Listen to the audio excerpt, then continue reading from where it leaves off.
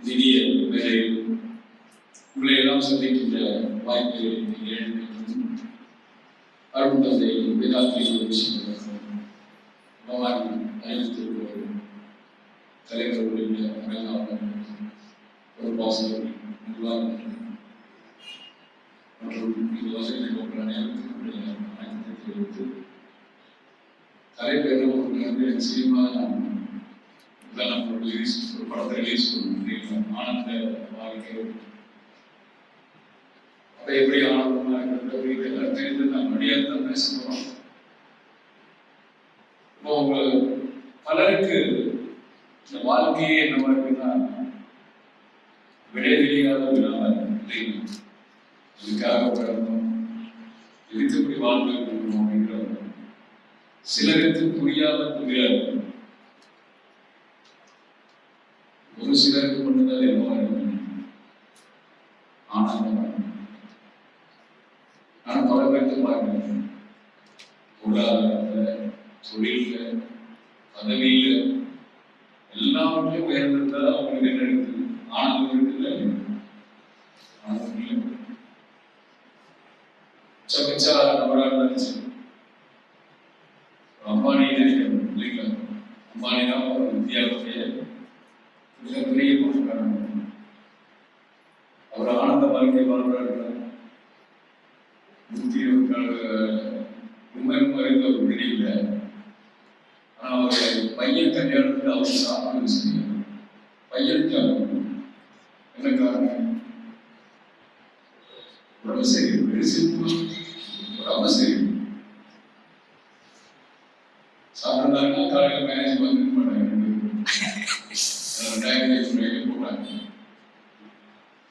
அதனால மகிழ்ச்சி எங்க ஆரம்பிக்கிறாங்க? ஆனந்தம் எங்கே வரும்?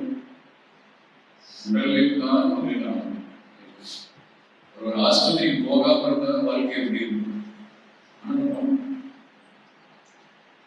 நான் கூட சொல்லுவேன் என்னுடைய மாணவர்கள், நீங்களாம் வாழ்க்கையில் ஒரு முறையாவது ஆஸ்பத்திரிக்கு ஒரு நாள் போய் தங்கி ட்ரீட்மெண்ட் இல்லை.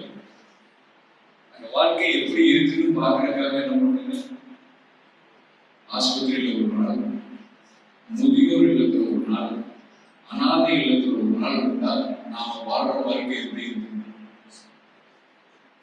ஆனந்தமா இருக்காது. நம்ம கீழே இருக்கிற இடத்துல போய் பார்த்தா நம்ம வாழ்க்கை எப்படி இருக்கும்? ஆனந்தமா இருக்கும். நாம எங்க கம்பேர் பண்றாங்க? மகேஸ்வரர் வாழ்க்கையில் உன் நிலையிலிருந்து கீழே இருப்பவர்களை பார்த்தா உனக்கு ஆனந்தம் வரும். மேல இருக்கிறவங்க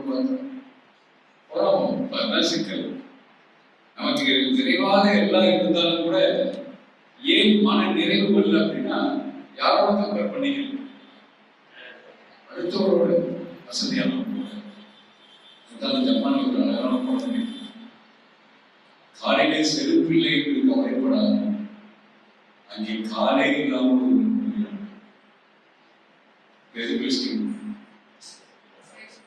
செருப்பில்லை பார்த்தா காலை இல்லாமல் வந்திருக்கும்போது நமக்கு என்ன இருக்குது? காலம் இருக்குது. அப்படி அந்த வாழ்க்கை முறையத்தான் மகிழ்ச்சி சொல்றோம். அப்ப இந்த ஆனந்த வாழ்க்கை யார் கையில் இருக்கு அப்படின்னா நம்ம சொல்றோம் அவர் கையில் இருக்கு. யாரு கையில் இல்லை, யார் கையில் இருக்கு? நம்ம கையில். ஞானி சொல்கிறார் அந்த வார்த்தை அப்படின்னு சொல்லுவாங்க, வாழ்க்கை எனும் படகின் துடுப்பு நம் கையில் தான் உள்ளது. படகுகள் அந்த துடுப்பு யார் கையில் இருக்கும்? வேற ஒருத்தர் கையில் இருந்தா என்ன பண்ணுவாங்க? வேற திசை கூட்டிட்டு போயிடுவார். எதுக்கு மகிழ்ச்சியும் சொல்லியிருக்காங்க இருக்குன்னா, எல்லாவற்றிற்கும் அடுத்தவர்களை சார்ந்திருந்தால் வாழ்க்கையில் ஆனந்தம் இருக்காது. அதுக்கு ஒரு உதாரணம் சொல்லுங்க. இந்த பில்டிங் கட்டும் போது இந்த பில்டிங் இவ்வளவு நாளா இருக்கிறதுக்கு எது காரணம்? சத்தியவாதம். ஆனால் இந்த காரை போட்டது இதுக்கெல்லாம் ஒரு இருந்தது. அஸ்திவாரம் மட்டும் அழகுபடுத்தி முடியாது, உறுதிப்படுத்தும். ஆனா இந்த அழகுபடுத்துறது யார்? சாரம் சொல்லுது, சாரம் கட்டுது, ஸ்கோப் ஹோல்டிங். அதை எத்தனை நாள் வச்சிருக்கோம்? கட்டி முடிச்சுமே எங்க மட்டும் தூக்கி கிரக சந்திக்கு இந்த 20 ஓரமாக கிடைக்கும் சார். ஆனா அதுதான் என்ன பண்ணுச்சு, தாரம் போட வச்சு எல்லாம். அப்ப என்னன்னா வாழ்க்கை உயரும் போது அவர்கள் வருவார்கள். அவர்களை நாம் அந்த அறிவை அனுபவத்தை பயன்படுத்தி கொண்டு அவங்களே குடிச்சுட்டு இருக்கிறார். என்ன பண்ணுவாங்க, கட்டளை கட்டி குடிச்சா தூக்கி எறியது இல்லை, அடுத்தடுத்த லெவலுக்கு போகும். சாரமும் முக்கியம். அஸ்திவாரம்ன்றது இறைவன், சாரம்ன்றது யாரு? குரு இருக்கிறனால தான் நம்ம எவ்வளவு பெரிய பிள்ளைங்க காரம் பண்ண முடியுது, அழகுபடுத்த முடியுது, எல்லாமே பண்ண முடியும். அந்த படகை யாருன்னு சொல்றாங்க, எல்லாவற்றுக்கும் அடுத்தவர்கள் மீறி இருக்கும்போதுதான் வாழ்க்கையை நம்ம எப்படி வாழணும்னு தெரியும். நம்ம வாழ்க்கை நம்ம கையில எப்படி இருக்கு. ஜென் கதையில் பவானியில ஒரு நல்ல முடிவு ஆசீர்வாதம் பண்ணிட்டு இருக்காரு. காசுலாம் வாங்க மாட்டாங்க. அதை எப்படி வச்சு அவர் ஓடி முடிவு காசு வாங்குவாரு, ஏதோ சொல்லுவார். அந்த ஊருக்கு அந்த கோயிலுக்கு நல்ல முடிவு சொல்லிட்டாரு, காசு வாங்க மாட்டாங்க. இந்த ஊர் மக்கள் எப்படி சிக்காவாங்க, அங்கதான் போவாங்க, காசு வாங்காத. அப்ப இவர் போக அவர் ஏற்கப்புறம் பார்த்துக்கிட்டே இருக்கு. நம்ம குரான் வரல, அங்க போகுதுன்னு சொல்லி என்ன பண்றாருன்னா அவரை ஏமாத்தணும்ல, அவர் பொய் பேசுறாருன்னு மக்களுக்கு புரிய வைக்கிறதுக்காக ஒரு உயிரோட ஒரு பட்டாம்பூச்சி கையில வச்சிருக்காரு, மறைச்சு வச்சிருக்காரு. இப்ப போய் அந்த இடத்துல திரட்டி இந்த பட்டாம்பூச்சி உயிரோடு இருக்கா செத்து போச்சான்னு அவர் கேட்பாரு போலி முனிவர். அந்த நல்ல முனிவர் செத்து போச்சுன்னு சொன்னான்னு வச்சுக்கல, அப்படியே பார்க்க இந்த வர உயிரோடு இருக்கு, நீ சொன்னது பொய். இல்ல அது உயிரோடு இருக்குன்னு என்ன பண்றது, ஒரு லைட்டா ஒரு தப்பி அவர் கொண்டுட்டு இதை செத்து போச்சு சொல்றோம். நம்ம மாதிரி எதாவது சொன்னாலும் என்ன பண்ண முடியாது. ஏன்னா இந்த பதில் கொடுத்தாலும் ஒரு அதுக்கான தயார் நிலையில் போய் இருக்காரு. அப்படி போய் நிற்கிறாரு, உயிரோடு இருக்கா செத்து போச்சான்னு கேட்கிறாரு. ஒரு ஞானி அவர் சொன்னாரு, அது ஒரு கையில் இருக்கு,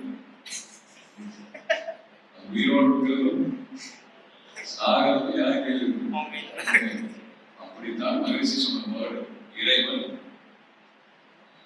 நன்றாக வாழ்வதும், அதை எப்படி வச்சுக்கிற டைட்டில் பண்ணி டைட்டில் ஆனந்தமாக வாழ்வதும் துன்பமாக வாழ்வதும் யார் கையில் இருக்கு, நம்ம கையில்.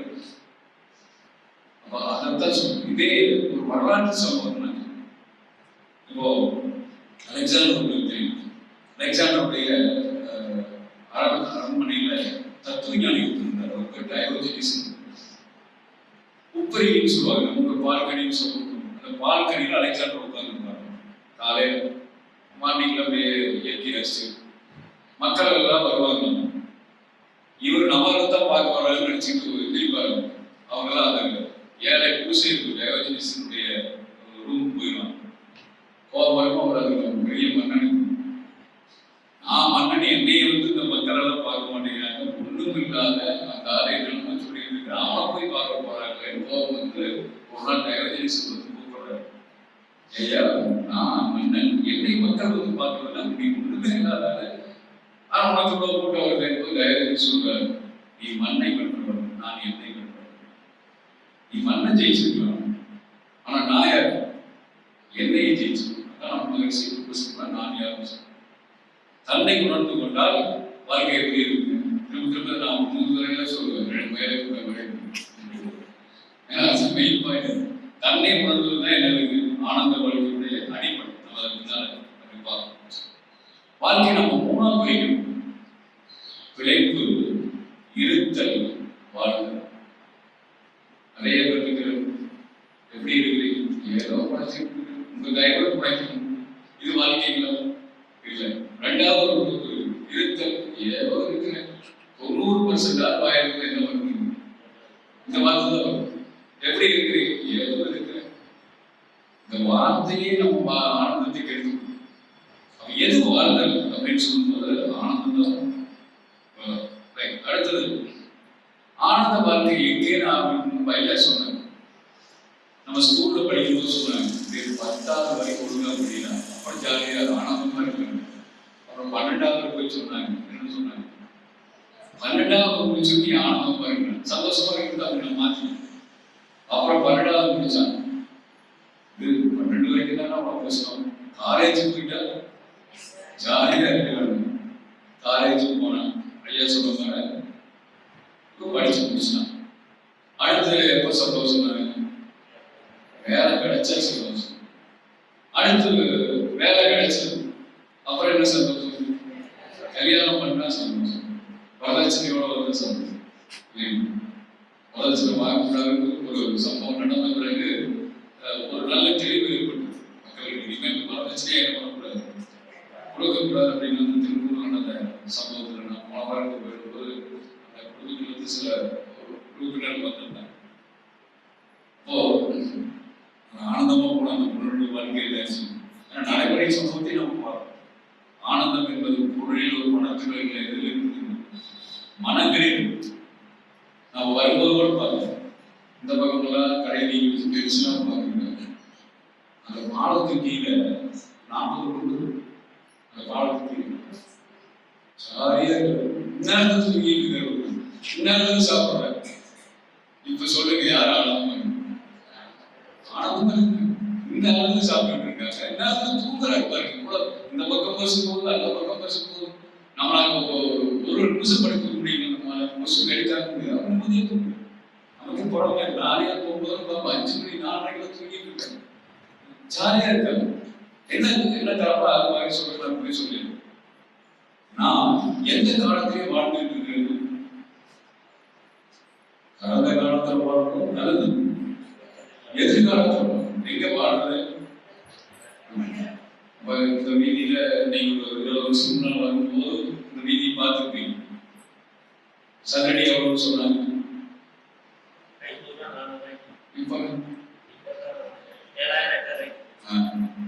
இப்ப பார்க்கும்போது என்ன வருது? 500 ரூபாய் சொன்னாங்க. நீங்க என்னாச்சு? 8000 ரூபாய் போயிடுச்சு. ஆனா மனசு என்ன பண்ணிக்கிட்டே இருக்குது? அதை நினைச்சுக்கிட்டே இருக்கு. இது ஒண்ணு கடந்த காலம். எதிர்காலம் இப்ப நம்ம இப்படி கஷ்டப்பட்டு இருக்கிறோம். இன்னும் விலைவாசியில என்ன ஆயிடும்? இதனாலதான் முயற்சி வரும்போது வரணும். ஏன் அவங்க நல்லா தூங்குறாங்கன்னா அவங்க கிட்ட இன்றைய பொழுது எப்படி போச்சு? நல்லா போச்சு. ஏதோ வண்டி கட்டி வந்து சேர்ந்துட்டாங்க. நிம்மதியா ஒரு குரூப் சாப்பிடுறது, ஒரு குரூப் தூங்குது, குழந்தைங்கள விளையாடுறது. என்ன காரணம்னா அவங்க நாளையை பற்றி என்ன பண்றது இல்லை, நினைக்கிறது இல்லை, கடந்ததை பற்றி நினைக்கிறது இல்லை. நாம் எங்கேயோ போகிறது, கடந்ததையும் கடந்ததை நினைக்கிற நிகழ்காலத்துல மகிழ்ச்சி இருக்கிற அருமையான உலகம். ஆனா இதிலிருந்து மகிழ்ச்சி என்ன சொல்றாரு? அந்த மகிழ்ச்சி இருக்கும். கடந்த காலம் மோசமானது இல்லை, அதிலிருந்து அனுபவத்தை பெற்றுள்ளது. நல்ல வாழ்க்கை என்ன வேணும்? கடந்த காலத்துல இருந்து என்ன பெற்றுக்கணும்? அனுபவம். மனிதன் நல்ல வாழ்க்கை கடந்த காலத்துல இருந்து என்னன்னா போனது நினைக்கக்கூடாது, அனுபவத்தை பெற்று. இன்னொரு கேள்வி கூட பிசினஸ்ல இருக்கு.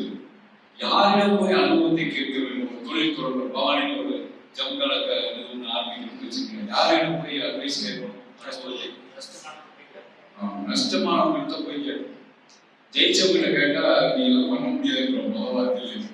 ஆனா தோத்தவ யாருக்கிட்ட அதை சொல்லலான்னு கூப்பிட்டு என்ன பண்ணுவாங்க?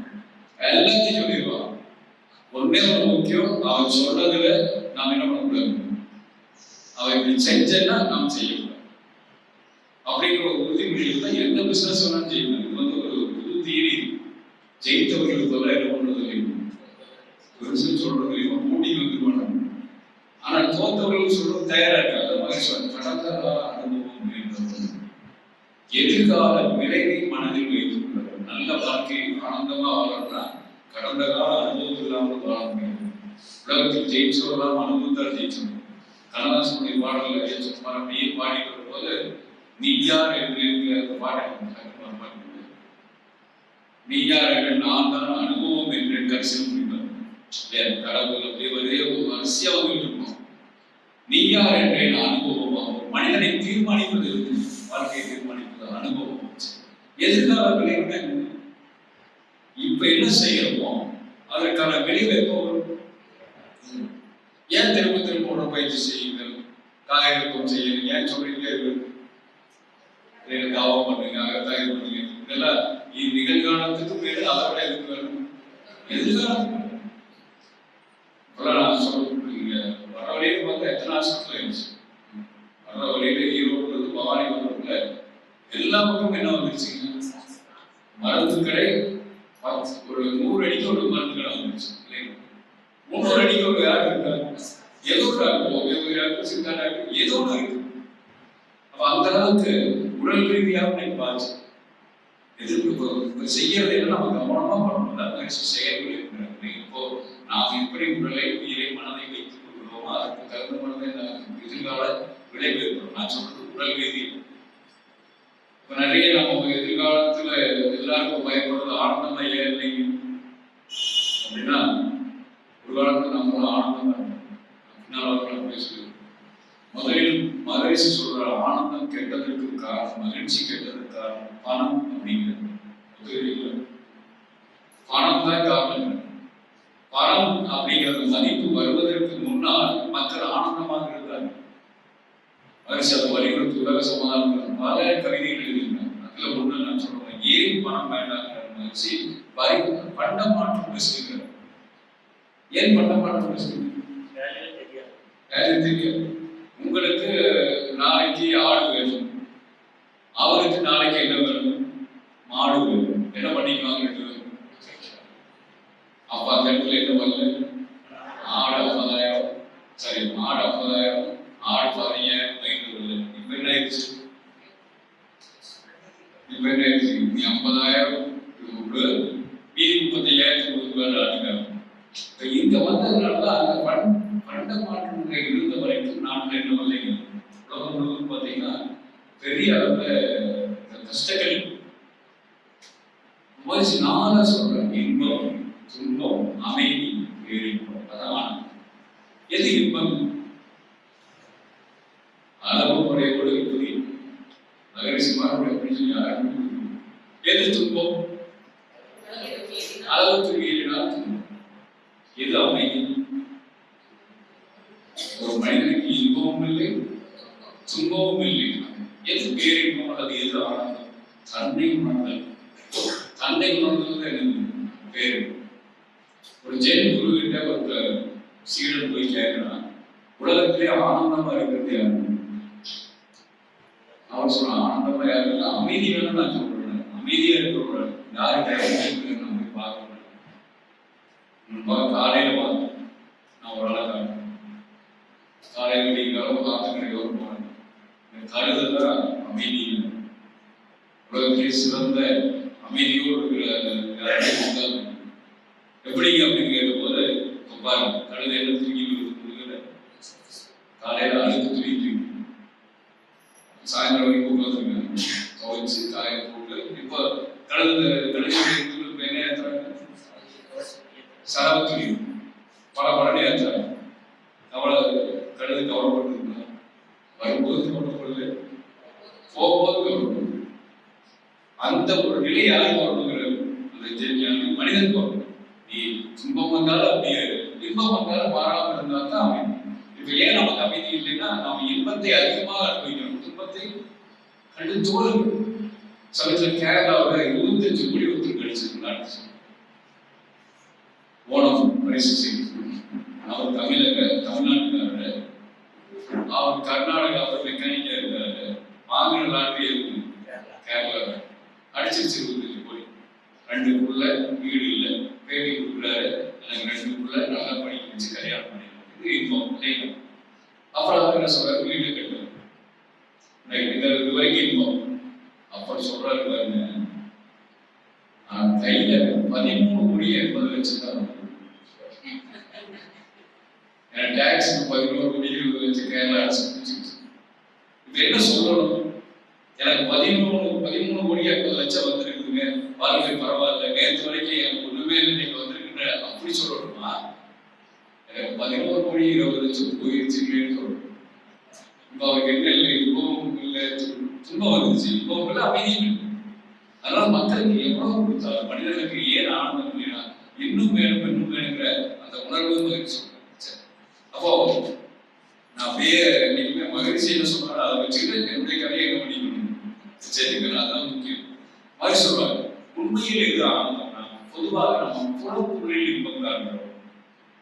ஆனா எங்க இருக்குது இருந்தாலும் அகப்பொருள் புறத்தில் நாம போறோம். புறத்தில் நம்ம இன்பத்தை கொண்டு வந்து கொடுக்கறது யாருக்கு? ஆனந்தத்தை கொடுக்கறதா நினைச்சுக்கிட்டு இருக்கிறோம். உறவுகள் தானே வெளியே போய் நம்ம என்ன பண்ணுறது இன்பம் நினைக்கும். அது நிரந்தரமான இன்பம் இல்லை. இன்னொரு சமயத்தில் நான் கதை சொல்லிட்டு இருக்கேன். ஒரு தவம் பண்ணலான்னு முடிவு பண்றாங்க. தவம் பண்ணலாம் அப்படின்ட்டு முடிவு குருகிட்ட போய் கேட்டா நான் தன்னை நீக்கி பண்ணிட்டேன். அந்த குரு சொன்னார், இந்த மாதிரி ஒரு கோயிலுக்கு பெல் அடிச்சா காலையில் 6 மணிக்கு தவம் பண்ணாலும் பாருங்க, பெல் அடிக்குது, தன்னை நீக்கி பாருங்க. பஸ் ஸ்டாண்டுக்கு ஒரு குள்ள 6 மணி பஸ் கிராஸ் ஆயிடுச்சா, அதை போய் பார்த்தா தவம் போச்சு. உடனே குருகிட்ட போனா குரு கண்ணை கட்டிக்கணுமான்னு கேட்டான். இவன் தான் கேட்டான், கட்டிக்கணும். இந்த பவானியில இருந்து நான் ஒரு மெசேஜ் சொல்றேன். எந்த ஒரு நல்ல குருவும் நாம என்ன சொன்னாலும் என்ன பண்ணிடுவாங்க, ஓகேன்றோம். நல்லா கவனிச்சு பாருங்க. எந்த நல்ல குருவும் நாம என்ன சொன்னாலும் நீ பண்ணுவாங்க. ஏன்னா பட்டு தெரிஞ்சுட்டு இருக்காங்க. நிறைய குரு என்ன பண்ணுவாங்க, இல்லப்பா நான் சொல்றதை கேட்பாங்க. மகேஷ் எப்படிப்பட்டவர், நீயா அனுபவப்பட்டு தெரிஞ்சு பட்டறிவு நாமளும் அனுபவிச்சுட்டு அவங்க கண்ணை கட்டிக்கிட்டு கண்ணை கட்டிட்டு 2வது நாள் 6 மணிக்கு பெல் அடிக்கும்.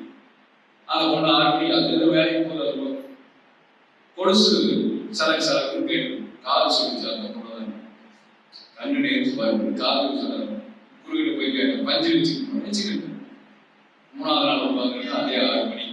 அந்த பொண்ணு மல்லிகைப்பூ 2 சரம் வச்சுக்கிட்டு மூக்கு சொல்லிச்சு அதே கூட தான்.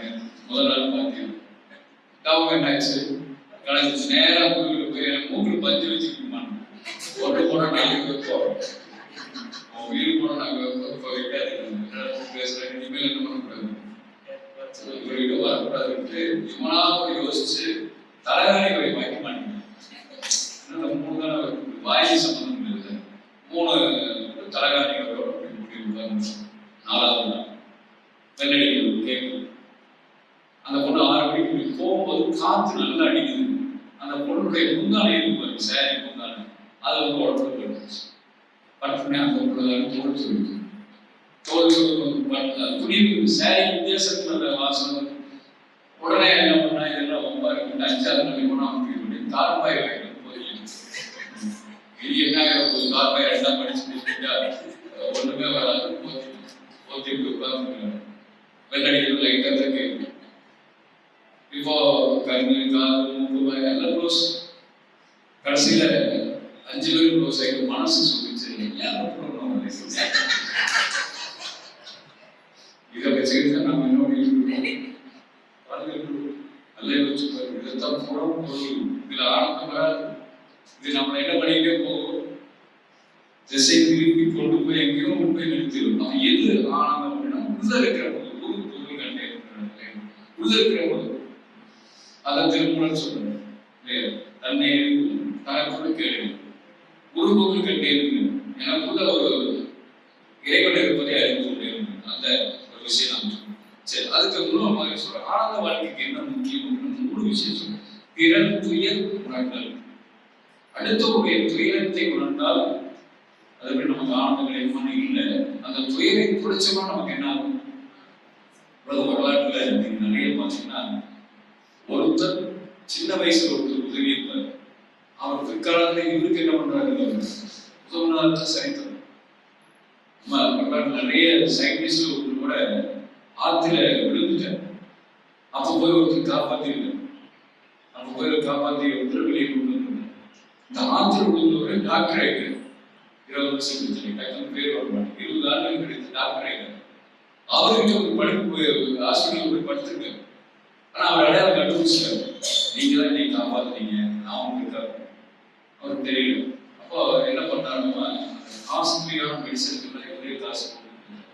அதனால பிறருடைய துயரை துடைப்பது மனிதனுடைய இயல்பு. 2வது சொல்றாங்க, பிறர் நலம் வேண்டுதல் அல்லது வேண்டுதல், அது யோசித்தல். ஒண்ணுமே வேண்டாம். கடைசியில் என்ன பண்ணாங்க, பிறருடைய நலம். நான் அடிக்கடி ஒரு வாக்கு சொல்லியிருக்கேன், சிம்பதி என்பதை தெரியும். சிம்பதினா உங்களுக்கு எல்லாருக்கும் கருணை, அடுத்தவங்க மீது கருணை காட்டுவது சிம்பதி. எம்பதினா ஆங்கிலத்தில் ஒரு வார்த்தை, தமிழ்ல எப்படின்னா அவர்கள் நிலையிலிருந்து பார்த்து, அவர்கள் நிலையிலிருந்து பார்த்தது. நம்ம வாழ்க்கையை எப்படி பார்க்கிறோம், நம் நிலையிலிருந்து பார்க்கிறோம் இல்லைங்களா? அவர்கள் நிலையிலிருந்து பார்க்கறதுக்கு நான் ஒரு உதாரணம் சொல்றேன். வாட்ஸ்அப்ல குட் நைட் நேற்று போட்டேன் 9:30 பதில் பண்ண எப்படி இருக்குது ப்ளூடூத் ஆயிடுச்சு. ஆகாம பரவாயில்ல, வாட்ஸ்அப்ல குட் நைட் போட்டீங்க ப்ளூடூத் ஆயிடுச்சு அப்படின்னு என்ன அர்த்தம் பார்த்தாச்சு.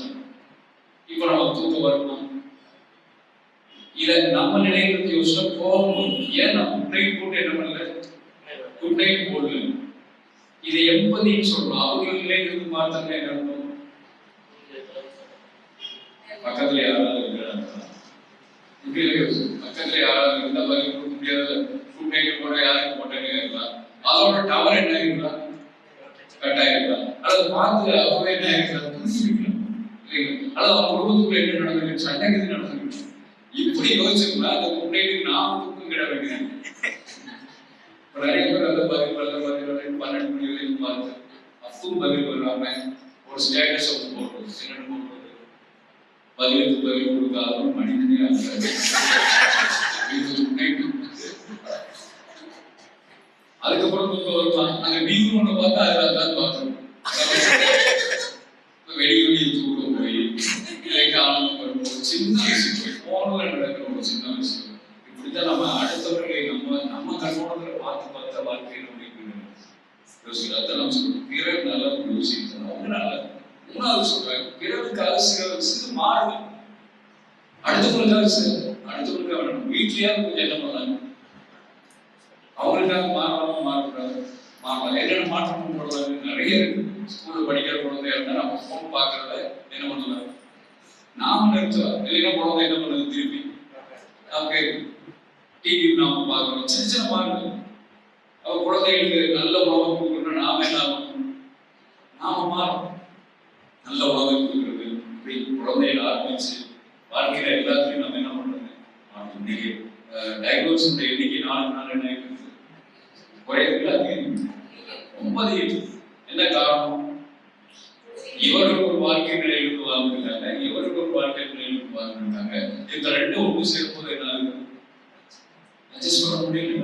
சின்ன மாறுதல் பண்ணிக்கலாம்ல, சின்ன மாறுதல் ரெண்டு பேரும் பண்ண முடியல. அந்த ஆணுக்கும் ரெண்டு பேருமே மாறுதல் இல்லாதனால இன்னைக்கு என்ன ஆகுதுன்னா வாழ்க்கையில மனம் புரிவுங்கிறது சர்வசாதாரணம். கோர்ட்ல அதிக கேஸ் ஃபைல் ஆகிருக்கிறது இதுதான். அது எவ்வளவு நாள், ஒரு வாரம், 15 நாள், ஒரு மாசம், 2 மாசம் இப்படி இருக்கு. மரியாதை டைவர்ஸ்ல எப்போ வரும், ஒரு 4 வருஷம் 10 வருஷம் கழிச்சு வரும்ல. ஒரு வாரத்திலேயே வரும். ஒரு வாரத்துல என்ன புரிஞ்சுட்டு ஒன்றுதான் புரியுது. என்ன காரணம்னா நம்ம வாழ்றோம்னா சின்ன மாறுதலை கொண்டு வருவங்கிற அந்த எண்ணம் இல்லாதனாலதான் இன்னைக்கு வாழ்க்கையை இழந்திருக்கு. ஆனாலும் பெண்ணாலும் டைவர்ஸ் ஆன பிறகு வாழ்க்கையை ஆனந்தமா இருக்குமா, மறுபடியும் ஒரு திருமணம் பண்ணாலும் பழைய விஷயங்களை சுட்டி காட்டுற மனப்பான்மை தான் ரெண்டு பேரும் நாம பார்க்கணும். திருமணத்தை மறுபடியும் பண்ணிட்டா கூட மறுபடியும் என்ன வருது, நீ அப்படியே அவங்க பண்ணதுனாலதான் நீ பொறுத்து விட்டாங்க அப்படின்னு இவங்க மாறி மாறி சொல்லும்போது வாழ்க்கையை ஆனந்தமாக இல்லை. அதனால நம்ம என்ன யோசிக்கிறோம்னா கொஞ்சம் சின்ன அட்ஜஸ்ட்மெண்ட் மாதிரி சொல்றாங்க. நம்ம நோயை தீர்ப்பதற்கு ஒரு ஆன்டிபயோட்டிக் ஒரு மருந்து பேர் ஏடிஎஸ். மகரிஷி ஒரு ஏடிஎஸ் கேள்விப்பட்டிருக்கோம். Adjustment, A for adjustment, D for tolerance, S for science. நமக்கு சின்ன மாறுதல்கள் டாலரன்ஸ், அட்ஜஸ்ட் பண்ணி போய்க்கிறது, கொஞ்சம் தியாகம் பண்ணுறது. கொஞ்சம் தியாகம்னா என்ன பண்றது, இது வரைக்கும் நமக்கு நாளைக்கு ஒரு ஃபேமிலி பார்த்தேன், அந்த பையனுக்கு அரிசி கொடுக்கணும் பிடிக்கும். ஆனா இந்த பொண்ணு அத்தை ஒன்று 2 நாளைக்கு கொடுக்குது, அது ஈஸி. அவனுக்கு அது வாயிலே தொட்டதில்லை, ஹாஸ்பிட்டலே இருக்கிறது இல்லைங்க, எங்கேயுமே சாப்பிட்றது இல்லைங்க. இது 2 நாளைக்கு கொடுக்க போட்டோ நான் சொன்னேன், நீ போய் சப்மிட் பண்றோம், நீ போய் சப்மிட் பண்ணிட்டு இந்த விஷயம் என்ன இருக்கும் மாதிரி இருப்பேன். என்னன்னா சமைச்சு போடணும் நீ நினைச்சதுனாலதான் உனக்கு அரிசி கொடுப்பேன். இல்ல நானும் போய் ஷேர் பண்ணுவேன், ஒரு 4 காயை அது தூக்கி உள்ள போட்டுதான் என்ன ஆயிடும் புரியுங்க. உணவே மாறிட்டு வருது, இட்லி எல்லாம் பெரிய இட்லியா இல்லை என்னமோ ஆகும்போது மனுஷன் மட்டும் என்ன ஆக மாட்டேங்கிறான், தன்னை மாற்றிக்கொள்ள மாட்டேங்கிறான். இன்னும் 3 விஷயங்கள் இந்த ஆனந்தத்துக்கு என்னால் எதுவும் முடியாதுன்னு ஒரு மனப்பான்மை இருப்பது. இவர்களால் ஆனந்த வாழ்க்கையில் வாழ முடியும். என்னால் எதுவும் முடியாதுன்னு நினைக்கிறோம். இன்னொரு குரூப் இருக்காங்க, என்னால் எல்லாமே முடியும். இவர்களும் ஆணவம் இருக்க மாட்டாங்க. ஆணவம், அகங்காரம், ஈகோ. எதை சொன்னீங்கன்னா நான் முடிச்சிருப்பாங்க. கடைசியில் கேட்டீங்கன்னா அவருக்கு போனை எடுக்க மாட்டேங்கிறேன். நிறைய நான் பார்க்கிறேன். உங்களுக்கு எல்லாம் பண்ணி தருவாங்க. நான் வந்து அதுவே உட்கார்ந்து நானும் உங்களுக்காக ட்ரை பண்ணுங்க. என்ன போனை எடுக்க மாட்டேங்கிறேன். எடுத்துதான் பண்ணிடுவேன். அது போனை பண்ணிருக்க மாட்டேன். எதுக்கு தேவையில்லாத ஒரு பேச்சு நிறைய பண்றாங்க. மூணாவது ஒன்று இருக்காங்க, என்னால் முடிந்ததை செய்வேன். இதுதான் ஆனந்தத்தை. என்னால முடிஞ்சது.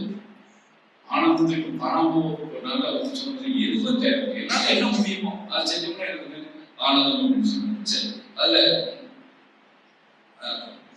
ஐன்ஸ்டீன் சொல்றதை கொஞ்சம் அப்படி மாற்றி, சைக்கிள் ஓட்ட என்ன தேவை? பேலன்ஸ் தேவை. ஐன்ஸ்டீன் சொல்றது சைக்கிள் ஓட்ட பேலன்ஸ் தேவை. வாழ்க்கை ஓட்ட என்ன தேவை? அதனாலதான் ஆனந்தம் இருந்தா வாரம் இருக்கு பாத்தீங்கன்னா அது சரியா மைலேஜ் கிடையாது. ஆனந்தம் இருந்தா மைலேஜ் எப்படி கிடைக்கும்? நிறைய கிடைக்கும். நான் சொல்ற மைலேஜ் ஆனந்தம் இருந்தா வாழ்க்கையுடைய மைலேஜ் என்ன ஆகும்? ஜாஸ்தியா 120 வருஷம் வாழ்ந்தாங்க. ஏன் இப்போ 120 குறைஞ்சு இப்போ வரும்போது கூட 4 இடத்துல ஃப்ரெண்ட்ஸை பார்த்தேன். நான் டக்குனு அந்த டேட்டு நண்டே பார்ப்பேன். இறக்கும் பிறகு எல்லா அரௌண்ட் எப்படியே இருக்குங்க. பிலோ 60 இருக்கு. இதே ஞாயிற்றுக்கிழமை காலையில் பார்த்தீங்கன்னா பிலோ 20 இருக்கும். 20 வயசுக்கு கீழே இருக்கும் ஞாயிற்றுக்கிழமை காலையில். அது வேற விஷயத்துக்காக பைக் ரேஸ் நடக்கிறது, இது மாதிரி பல காரியத்தில் இளம் குழந்தைகள் தன்னுடைய உயிரை இழக்கிறாங்க. அதனால அப்போ ஐயா சொன்னதை வட்டி சாப்பிடணும். டோன்ட் கரெக்டாக சொல்லணும். Don't drink. எதையும் குடிக்காதீர்கள். டீயை கூட சொல்றேன். எதையும் ஜெல்ல வர்றது புத்தர் சொல்றது, எதையும் குடிக்காதீர்கள். அப்ப சொல்றாங்க, please live with the tea. எதோட வாழணும்? டீயோட வாழணும். நாம டீயை குடிக்கிறோமா ரசிக்கிறோம்? குடிக்கிறோம் என்ன பாசிட்டிவ்லேயே குடிக்கும். வேகமா முடியும். அப்படி அல்ல. இது வந்து ஒரு பெரிய புத்தகத்துல டீ மெடிடேஷன். சனிக்கிழமை மாநிலங்களோடு சொல்லி டீ மெடிடேஷன். ஏன்னா அங்க பார்க்கறதுல வேகமா குடிக்கிற மணி 11:40 வர சொல்றேன். அப்ப நேரமா வந்து என்ன பண்ணிருக்கோம்? Tea meditation. டீயோட வாழுங்கிறாங்க. டீயை குடிக்கக்கூடாது. என்ன பண்ணுங்க? ரசனை முக்கியம். நம்ம சொல்றோம் ஆனந்தமாக வாழ்வதற்கு என்ன முக்கியம்? ரசனை முக்கியம். எதுக்கு டெக்கரேஷன் பண்ணணும்? சும்மா ஒரு போட்டோ வச்சுக்கலாம். ஏன் விளக்கெல்லாம் போடணும்? மனிதனிடம் மட்டும்தான் என்ன இருக்கு? ரசனை, ரசிப்பு இருக்கு. ரசனை இல்லைன்னா வாழ்க்கை நல்லா இருக்குமா? நிறைய பேர் தெரிஞ்சு நீங்க போறவங்க இப்படி வருங்க. நீங்க செலவு பண்ணி டூர் போறீங்க, நான் எதையும் பார்த்துக்கிறேன். அப்ப அவருக்கு என்ன இல்லை? ரசனை இல்லைன்னா நேரில் போய் பார்க்கணுமோ யூடியூப்ல பார்க்கறது வித்தியாசம் இருக்கு. அப்ப ரசனை இருந்தா தான் முடியும். நாங்களும் டூர் போனோம். அவர் ஒரு மெக்கானிக். நான் வந்து குழுமனாரிங்கிற இடத்துல இமயமலை பார்த்து ரசிக்கணும். தூக்கு பாலத்தில் நான் அப்புறம் அருமையா இருக்கும். அப்படியே அந்த வெள்ளி மலை சினிமாவில் வர்றாரு. கீழே நதி போடுது அப்படின்னு கண்ணாடி மாதிரி இருக்கும். கீழே என்ன இருக்குங்கிறது அழகா தெரியும். நாம இதைத்தான் ரசிக்கிட்டு போனோம். உலக செலவு பண்ணி குழுமனாரிக்கு எதுக்கு போறோம்? சாப்பிடுறோம். நம்மளோட வந்து மெக்கானிக்கு இந்த பாலத்துக்கு எப்படி எழுத்து கட்டியிருப்பாங்க, தெரிஞ்சு எழுதிருப்பாங்க, எத்தரிச்சு போட்டாரு. சொல்லுங்க, அவருக்கு எந்த நாட்டுக்கு கூட்டிட்டு போனாலும் அவருக்கு என்னதான் வரும்? மெக்கானிக் என்னதான் வரும்? டூர் போறது எதுக்காக? அதாவது ரெகுலரா இருக்கிற ஒரு மனநிலையில் இருந்து ஒரு மாற்றத்துக்கு தான் டூருடைய நோக்கம் தான் இருந்தாங்க. பையன் டூர்னும் வயது பார்ப்பாங்க. திருமணம் டூர் போயிட்டு வந்து கட்டுரை சொல்லுவாங்க. டூர் போயிட்டு வந்து அதை பற்றி விளக்க எல்லாம் வாங்கி சாப்பிட்டு தான் தெரியும் அவங்களுக்கு. நாங்க பார்த்ததெல்லாம் தெரியாது. ரசிச்சவங்களுக்கு என்ன தெரியும்? நம்ம ஸ்கூல்ல படிக்கும் போது டூர் கூட்டிட்டு போவாங்க. ஒன்றும் அந்த டேப் கூட்டிட்டு போவாங்க. வாங்கி இல்லை அதை பத்தி கட்டுரை சொல்லணும். நமக்கு அங்க வாங்கி சாப்பிட்றது அங்க என்ன இருக்குது அதெல்லாம் தெரியும். அப்போ ரசனை இல்லாம வாழ்க்கை ஆஸ்ட்ரோட உலகியல் அறிஞர்கள் வந்து மகிழ்ச்சிக்கு அப்புறம் தான் சொல்றாங்க. மகிழ்ச்சியுடைய அந்த 12 தத்துவம் தான் ஆனந்தத்துக்கு முக்கியம். அதான் வாழ்க்கை தத்துவம். எது அடிப்படை தேவைகள், அதை பேசணும். அடிப்படை தேவைகள் நிச்சயமாக மகிழ்ச்சி சொல்றதா உண்மையான ஆனந்தம். அடிப்படை தேவைகள் பசி தாகம் அப்படின்னு அதை வெப்ப மாறுதலுக்கு இருந்த வீடுகள் அப்படியே வச்சு அடிப்படை தேவைகள் உணவு அப்படிங்கிறது, ரெண்டாவது வீடு வேணும், மூணாவது என்ன சொல்றாரு இயற்கை சீற்றத்தில் இருந்து அது காரணம் வித்து நாகரிகங்கள அதனுடைய அந்த கழிவு பொருளையும் உடம்புல இருக்கிற கழிவை என்ன பண்ணணும், இதுதான் மனுஷனுக்கு அடிப்படை. உணவியல் தான் சொல்லணும். உணவு வேணும், தாகத்துக்கு தண்ணி வேணும். இந்த தக்க வெப்பம் மாறிக்கிட்டே இருக்கும். பல்வேறு காலகட்டத்தில் நாம் வாழ்வதற்கு நல்ல வீடு வேணும். இதான் ஆனந்தம். ரொம்பலாம் வீடுனா என்ன வேண்டியது இல்லை, ரொம்பலாம் பெருசு. சமயத்தில் ஒரு கவுன்சிலிங் அம்மா பாருங்க, 1.25 கோடி ரூபாய் வீடு கேட்டீங்க, கட்டும்போது சந்தோஷம். இப்போ என்னாச்சு, ஏன் நம்முடைய வாழ்க்கை ஆனந்தமா இல்லைன்னா இன்னொரு சம்பவம் இருக்கு, அதையும் போய் சொல்லியிருக்கோம். நம்ம ஆனந்தத்தை கெடுத்தது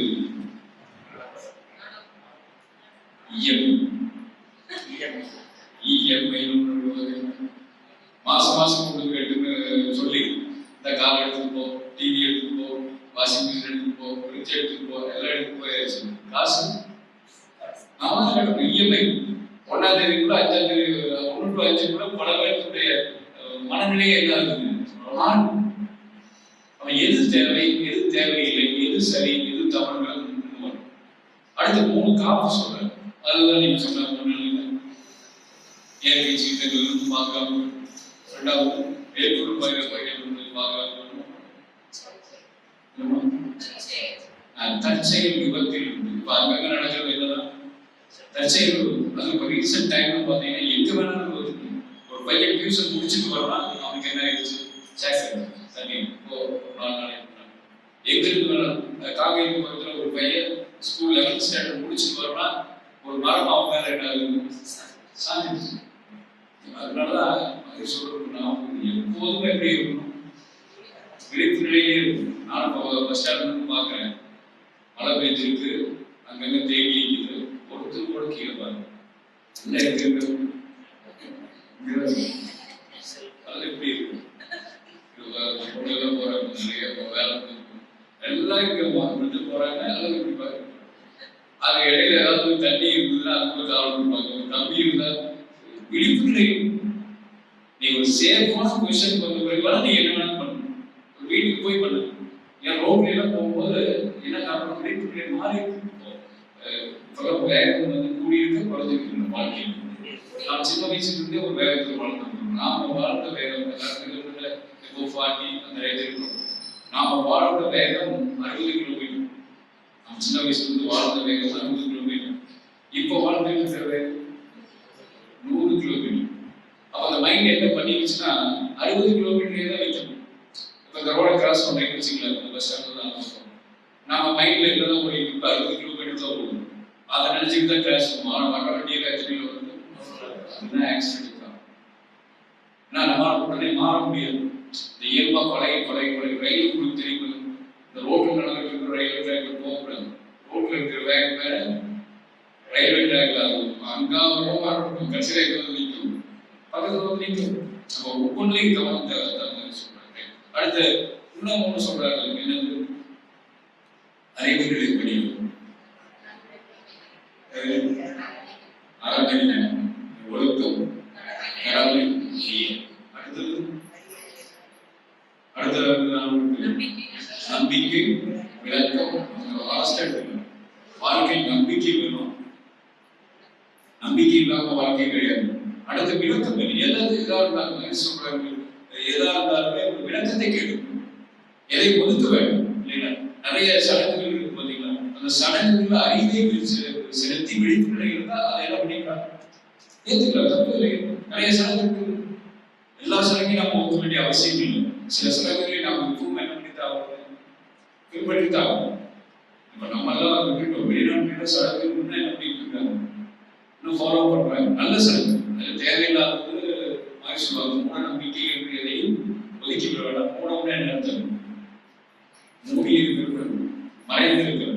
விஷயம் இருக்கு. அது சொல்லுங்க. அடுத்தது இந்த ஆனந்த வாழ்க்கை ஒவ்வொருவரும் ஒவ்வொரு கோணத்துல பார்க்கணும். நம்ம சின்ன வயசுல எது ஆனந்தம் நினைச்சு ஒரு தேர் திருவிழா இருக்கும், நமக்கு எப்போ ஆனந்தம்? ஒரு பலூன் வாங்கினா தூரி ஆடுறது ஆனந்தம். இப்ப அதே பலூனையே தூரி கொடுத்து ஆனந்தம் வருதா? கால நிலைக்க ஆனந்தம் என்ன இருக்கு? இப்போ குழந்தைங்க அதை கிளிகிழப்பி ஆடுனீங்கன்னா என்ன பண்றது? நான் ஒரு துப்பமா இருக்கிற யாரும் கிளிகிழப்பி ஆடினா அவரை என்ன பண்ணி ஆனந்தம் வந்து ஸ்டேபிள். அது காலத்துக்கு ஏற்ப என்ன ஆகுது? மாறிக்கிட்டே இருக்கு. அது என்ன நினைக்கிறாங்க? காலத்துக்கு ஏற்ப மாறலாம் அப்படின்னு எது தேவை அதுதான் முக்கியம். மனுஷன் சொல்ற தேவையை என்ன பண்ணிட்டே இருக்கணும். வாங்கும் கடனும் தேடும் பணமும் வளர வளர வாழ்வை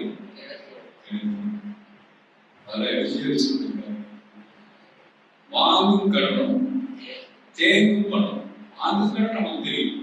தேங்கும் பணம் என்ன அப்படின்னா, ஒரு பணத்தை தேங்கி வச்சுக்கிட்டே இருக்கோம்னா சும்மா இருக்கோம்னா ஏதாவது யோசனை வேறமா இருக்கும். பணம் தேங்கிட்டே இருந்துச்சுங்களா யோசனை வேறமா இருக்கும். தனி மனிதனுக்கு ஒரு மாதிரி இருக்கும். ஒரு குரூப்பா இருந்துச்சுங்கன்னா ஒரு வேற மாதிரி கொஞ்சம் சைக்கிள் எடுத்துருவாரு. அதனால மனுஷன் தெளிவா இருந்தாங்க. எப்போதும் வந்த பணத்தை அப்பவே என்ன பண்ணிடணும், செலவு கரெக்டா பண்ணணும். நெல் இன்புட் கொடுத்துட்டே இருந்தோம்னா தான் பிரச்சனை. இப்ப நம்ம வீட்டுல பணம் மிச்சமாச்சுன்னா என்ன பண்ணணும்? சேமிப்பு வேணும். அதை தாண்டி வரும்போது அந்த நிலத்தை வாங்கலாமா, அந்த நிலத்தை அவர் கொடுக்கலீங்கன்னா கூட என்ன பண்ணணும், வாங்க வைக்கணுங்கிற எண்ணம் தான் வர்றதுக்காக. அப்போ பாருங்க எங்கெல்லாம் ஆனந்தம். நான் கடன் வாங்கக்கூடாது, அப்புறம் பணத்தை நம்பிட்டு இருக்கிறது ரொம்ப சேவை. அதை சொல்றாரு.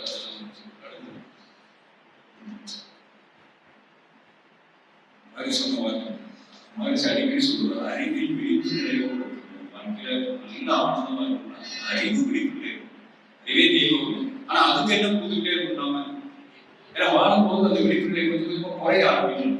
அது குறையாம வச்சிருக்கிறது தான் விழிப்பு நிலை. நம்மளும் சொல்லுவாங்க எப்போதும் எப்படி இருக்கணும், தூங்கும் போது கூட தாளாடி தூங்கணும். தூங்க முடியாது வில்லேஜ் சொல்லுவாங்க. ஏன்னா இது வந்து பாக்குற எந்த மூட்டு இல்லைன்னு என்ன பண்ணிருப்பாங்க. அது அந்த காலத்துலயே ஒரு ஆள் வச்சிருப்பாங்க. அந்த எல்லா பக்கம் போய் சொல்லுவாங்க. ரொம்ப லேட்டா அது கூட எதிர்ச்சிக்கலாம். இப்பெல்லாம் போன் இருக்கு, கேமரா இருக்கு. எந்த மொமெண்ட்ல இருந்து ஒரு போட்டோ எடுத்து RIP ரெஸ்ட் இன் பீஸ் அப்படின்னு போட்டா அந்த இறந்தவருக்கு இறந்து போனாலும் போட்டவருக்கே ரேட்டு வருது. அந்த அளவுக்கு நீங்க மாறிடுச்சு. ஏன்னா காலம் வேகமா மாறுது. அப்படிலாம் ஆட்ட முடியாது. எப்போதும் எப்படி இருக்கணும், உலகத்துல எல்லாருக்கும் எப்படி ஞானி சொல்லுவது மகிழ்ச்சி டோட்டல் அவேர்னஸ் விழிப்பு. எப்போதும் விழிப்பு. ஒவ்வொரு செகண்டும் ஒரு 12 வருஷம் ஒரு வகுப்பு உங்களுக்கு தெரியும். குருசியனுடைய வாழ்க்கையில எவ்வளவு வருஷம் கற்றுக்கிட்டாங்க? 12 வருஷம்.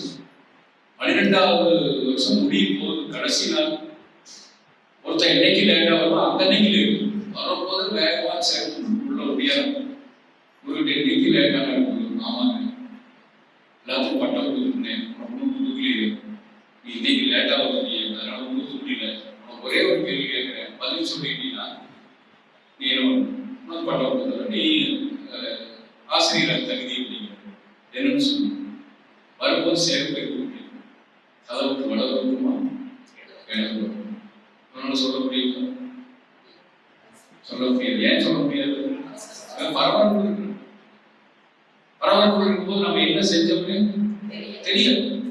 அதனாலதான் எந்த ஒரு செயலை செய்யும் போது நம்ம என்ன செய்யறோம் அப்படிங்கிறது அதை யோசனைகள் இருக்குன்னு சொல்றாங்க. அதுக்கப்புறம் ஒன்று சொல்றாங்க, எது எங்கெல்லாம் நாம் ஆனந்தமாக வாழ அப்படின்னா பொருளோடு மக்களோடு என்ன இருக்கணும், நம்ம ஒரு அளவு குறையும். நம்ம பொருளோடு என்ன ஆகிடும், பொருளோட என்ன ஆகிடும் ஐக்கியமாயிடும். அனிமேட்டட் ஆப்ஜெக்ட்னு உலகில் பார்க்கிறோம். உயிரற்ற பொருளை என்னவா நினைக்கிறது, உயிர் உள்ள பொருள். இது யாரும் நினைப்பாங்கன்னா சின்ன குழந்தை நினைக்கும். இப்ப யாருக்கு வந்துருச்சு, வயசு குழந்தைகள் இருந்தது. இப்போ 50,000 வயசு அளவுக்கு வந்துருச்சு. எப்படின்னு சொல்லுவாங்க. எப்படி அந்த குழந்தைக்கு இருக்குன்னா நம்ம சோதனை பண்ணி குழந்தைங்க இப்போ பொம்மை வச்சிருக்கிற குழந்தை அந்த பொம்மையை குளிப்பாட்டு பார்த்துருக்கீங்க. குளிப்பாட்டி இப்போ அது அப்படி பண்ணாதான் அந்த குழந்தை சரியான குழந்தைங்க இருக்கும். சிலதெல்லாம் எடுத்து பாருங்க.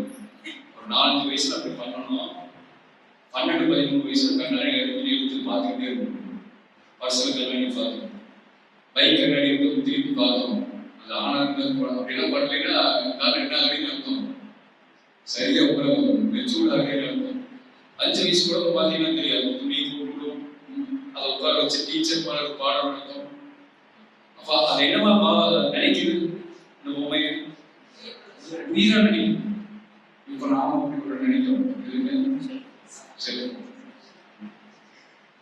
இப்போ பஸ் இந்த இடத்துல கட்டுமான பஸ் ஏறிட்டு எடுத்துக்கிற போன மறந்துட்டு அதே கண்ணெல்லாம் அப்படி கலங்கி இப்ப நாம அதுல 5000 ரூபாய் காணாம இருந்தா கூட என்ன இருக்கணும். ஏன் அப்படி பதறாரு? ஏன்னா அதோட என்ன ஐக்கியம் அது கூட எல்லாமே இருக்கு. ஆமா, மரியாதை எல்லாமே அதுக்குள்ளதான் மானம் மரியாதை எல்லாம் இருக்கிறதுனால அப்படிதான் பதறாங்க. அதட்டா உங்களுக்கு என்ன ஆகுது வந்து என்ன காரணம்னா அதோட என்ன ஆயிடாது. அதுக்கு ஒரு உதாரணம் பாருங்க. இப்ப நம்மளை கூட கவனிச்சுக்கிறது இல்லை. அதுக்கு என்ன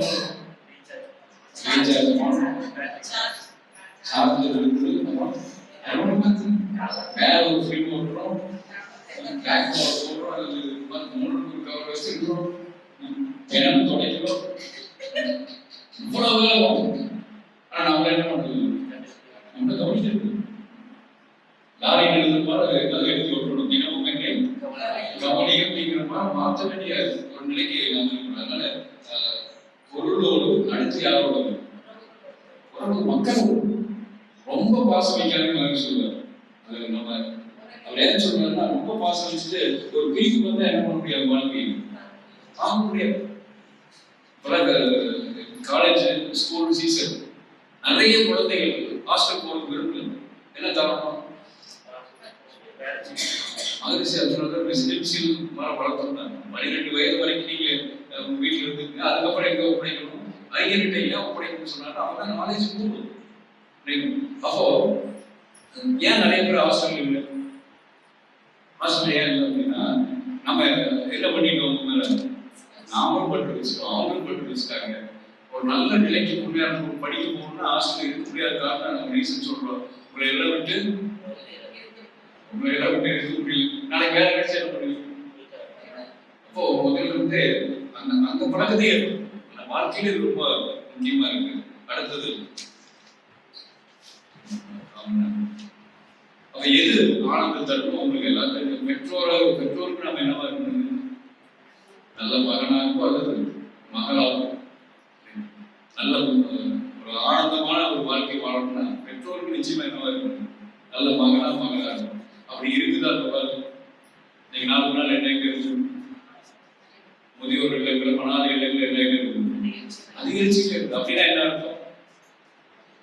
மகனுக்காக இல்லைன்னா பரவாயில்ல, இழுத்தவர்களே கொண்டு போய் முதியோர்கள் இருக்கிறாங்க பார்த்தீங்கன்னா அந்த ஒரு நிலை இருக்கிறது. இல்லறத்தில் நல்ல கணவனாக நல்ல மனைவியா இருக்கும். அதுக்கு நீங்க இருக்கும் நிறைய சண்டை பார்க்கணும், தினமும் இங்கதான் நீங்க சண்டை வருது. நீங்க என்ன காரணம்? நம்ம சொன்ன மாதிரி ஏடிஎஸ் தான் இல்லைங்களா, அட்ஜஸ்ட் பண்ணி போறது இல்லை, பொறுத்துக்கிறது இல்லை. அதே மாதிரி என்ன பண்றது, கொஞ்சம் தியாகம் இல்லைங்களா, அது இல்லாத காரணத்தினால அப்படி இருக்கு. குழந்தைகளுக்கு என்னவா இருக்கணுங்க? நல்ல தந்தையாக, நல்ல தாயாக, இது எல்லாமே இருந்தால் தான் ஒரு குடும்ப வாழ்க்கை நல்லா இருக்கும். அதே மாதிரி பார்த்தீங்கன்னா உற்றார் உறவினருக்கு எப்படி இருக்கணும்? நல்ல சுற்றமா, நல்ல சுற்றமா எனக்கு நம்ம காசு கொடுக்கலாம் வேண்டியதில்லை, என்ன கொடுத்தா போதும். நல்ல யூஸ் இல்லைங்க, வார்த்தையை நல்ல வார்த்தை, ஒன்றும் கவலைப்படாதீங்க. நிறைய பேர் பாலிசியை வச்சிருக்காங்க. இறந்த வீட்டுக்குள்ள போனா என்ன கேட்பாங்க? கையில் செலவு பணம் இருக்கான்னு கேட்பாங்க. அவங்க கொடுக்க போறது இல்லை, இருந்தாலும் என்ன வார்த்தை கேட்கணும்? கேட்டுட்டா அவங்க எல்லாருமே உண்மைன்னு கேட்க போறது இல்லை, இல்லைங்க பரவாயில்ல. எது அப்படின்னா அந்த நேரத்தில் நமக்கு ஒரு சின்ன ஆறுதல் கொடுக்கறது கூட அவங்களுக்கு எப்படி இருக்கும்? ஒரு மகிழ்ச்சியை கொடுக்கும். சின்ன சின்ன விஷயங்கள் தான் பெரிய விஷயங்களுக்கு என்ன ஆகும்? இப்போ ஒவ்வொரு வரியா இருக்கிற கவிதையில கடைசியில் என்னவா மாறுது, அல்லது எழுத்துதான் பெரிய கதையா மாறுற மாதிரி சின்ன சின்ன விஷயங்கள்ல கவனம் செலுத்தினா வாழ்க்கை எப்படி இருக்கு, நல்ல மாற்றத்தை தரும் அப்படின்னு சொல்லுவாங்க. ஊராருக்கு எப்படி இருக்கும் உதவும். நிறைய இடங்கள்ல பார்த்தீங்கன்னா இந்த ஊர்ல படிச்சு லைஃப் நல்லா வந்தாங்க, மறுபடியும் அந்த ஊருக்கே செலுத்துறாங்க. அதெல்லாம் ஒரு மகிழ்ச்சி தானே. இப்போ நீங்க பழனி பக்கத்தில் ஒரு ஊர் பையாக்குளத்துல ஃபேமஸ். பையாக்குளத்துல மட்டும் டிஎன்பிஎஸ்சி ஃபேமஸ். ஐயா சொன்னாங்க ஆயக்குடி. ஆயக்குடின்னு ஒரு ஊர். ஆயக்குடியில் படித்தவங்க எல்லாம் டிஎன்பிஎஸ்சியில் பாஸ் பண்ணவங்க சனி ஞாயிறு வந்தாங்க. நாளைக்கு காலையில் அங்கே இருப்பாங்க ஆயக்குடி. அவங்கெல்லாம் என்ன நடத்துறாங்க? டிஎன்பிஎஸ்சி கிளாஸ் நடத்துறாங்க. அவங்களுக்கு அந்த மக்களுக்கு நடத்துறாங்க. நம்ம ஊருக்கு மக்கள் போய் என்ன பண்ணிக்கிறாங்க, பண்ணலாம் ஜாயின் பண்ணிக்கிறாங்க, மெட்டீரியல் கிடைக்கிறது, எல்லாம் நல்லா படிக்கிறாங்க, வாழ்க்கையில முன்னேறாங்க, கடுமையா படிக்கிறாங்க. அந்த ஊருக்கு மட்டும் கொடுத்துட்டு இருந்தது இப்போ அந்த மக்கள் என்ன பண்றாங்க? தமிழகம் வர்றாங்க 20,000 பேர் அந்த கூடுறாங்க. ஒரு மரத்தடியிலேயே உட்காந்துருக்காங்க. அந்த மைக்கில் கேட்கறது எப்படி அந்த ஊருக்காரங்களே அந்த ஊர்ல என்ன பண்றாங்க, டெவலப் பண்றாங்க. இதுதான் நம்மளால செய்ய முடிஞ்ச உதவி அப்படின்னு சொல்லி அப்போ இன்னொரு வார்த்தை, இயற்கை விரிந்து கிடக்கிறது மனிதனுடைய மனம். சொல்லி நமக்கு சொல்லுவாங்க அந்த காலத்துல வீடெல்லாம் எப்படி இருக்கும், சின்னதா இருக்கும், ஆனா வாழ்ந்தவருடைய மனசு விசாலமா இருக்கு. இப்பெல்லாம் வீடு விசாலமா இருக்கு, ஆனா மனிதனுடைய மனம் என்ன சுருங்கி இருக்கு. அதாவது வீட்டுக்குள்ள போனீங்கன்னா தனித்தனியா தீர்மா இருக்கு, தனித்தனி தீர்மா இருக்கு. அது எல்லாம் போகணும். நம்ம போனோம்னு வச்சுக்கல, அவங்களே தண்ணி குடிச்சுட்டு இருந்தாங்க, தண்ணி கொடுப்பாங்க. நாம அப்புறம் ஒரு கேள்வி கேட்கிறேன், நீங்க இன்றைக்கு வந்திருக்கீங்க சாப்பிடாம வந்து சாப்பாடு நம்ம பசி அந்த என்ன ஃபுல்லாக போயிடுச்சுங்க. அந்த சொல்லுவது விருந்தோம்பல் அப்படின்னு சொல்றதெல்லாம் பெண்ணாயிட்டு வருது. குறை எடுத்துட்டு கேட்கணும், தண்ணி கொடுக்குறோம் அதான் நம்ம முறை. சாப்பிடுங்கன்னு சொல்ல சாப்பாடே என்ன வார்த்தை சொல்லிடணும், சாப்பிடுங்கன்னு ஒரு வார்த்தை சொல்லணும். அவங்க நிச்சயமா சாப்பிட்றக்க யாரும் வர்றதில்லை. அப்போ அவங்க இல்லை நான் சாப்பிட்டு ஒரு 200 இடத்துல பத்திரிக்கை ஏதோ ஒன்று சொல்லுவாங்க பார்த்தீங்கன்னா. ஸோ அந்த மாதிரி ஒரு நிலை இன்னைக்கு இருக்கு. ஏன்னா நம்ம சுருங்கிட்டோம். இந்த வரதராசன் சொல்ற கண்வீடு கண்பெட்டு அப்படின்னு என்ன ஆகக்கூடாது, சுருங்கக்கூடாது. சுருங்கினமாக நாம நினைக்கிறோம், நம்ம சுருக்கி நமக்கு மட்டும் கவனிச்சுக்கலாம்னு நினைக்கிறோம். அப்படி இல்லை. மாதிரி சொல்றாங்க, நாம எல்லாம் யாருடைய எங்கிருந்து வந்தோம், சமுதாயத்துக்கு டியூ அதை எல்லாரும் செய்யணுங்க. டியூ வாங்கிருக்கோம், எங்கிருந்து வாங்கியிருக்கிறோம், சொசைட்டி இருந்து வாங்கியிருக்கோம். அதை எப்படி தான் தீர்க்க முடியும்? டியூட்டி, டியூட்டினா கடமை, கடமை தெரிஞ்சு. அப்போ இன்னொரு வார்த்தை பயிற்சி ஒரு கவிதையில் பயன்படுத்துறாங்க, மன இலகல் மனப்பிரிவு. வாழ்க்கையில் என்ன தேவை? மன இலகல், மனசு இலகலாகும், அப்பதான் மகிழ்ச்சி வரும், ஆனந்தம் வரும். அதே மாதிரி மனமும் என்ன ஆகும், புரியும். மனுஷன் இன்னொரு இடத்துல சொல்றாங்க, மனம் குறுகினால் என்ன ஆகும், விரிந்தால் என்ன? மனம் குறுகினால் அனுகூலம், விரிந்தால் அதை பார்க்குறீங்களா, மாற்றங்கள் நிறைய மனங்கள் எல்லாம் வருது. அப்ப என்னைக்குமே மனதை என்ன பண்ணக்கூடாது, கொடுக்கக்கூடாது. அதே மாதிரி மன இலகல்ல வச்சிருக்கணும். அடுத்தவர்களுக்காக ஈவியை செய்யறது, கடமையை செய்யறது, இந்த மாதிரி விஷயங்கள் இருந்துச்சு. அப்போ ஒரு கேள்வி, சமயத்தில் ஒரு ஞானியை சந்திச்சேன். நீங்க எங்கிருந்து வந்தீங்க? அங்க வீட்டிலிருந்து வரும். உங்க வீடு அவங்க எங்க வீடு தான் பார்த்தாங்க. எங்க வீட்டு முன்னாலோட பேரெல்லாம் எழுதி வச்சிருக்கேன். உனக்கு முன்னால யார் இருந்தாங்க? இந்த பாட்டு. அதுக்கு முன்னால இருந்தாங்க. அதுக்கு முன்னால பாட்டு. போதல். உனக்கு பின்னால யார் இருந்தாங்க? பையன். அதுக்கு பின்னால அதுக்கு பின்னால அவன் குழு பேரா இருப்பார். அப்ப யாரும் வீட்டில் வந்துட்டு போயிடுவார்.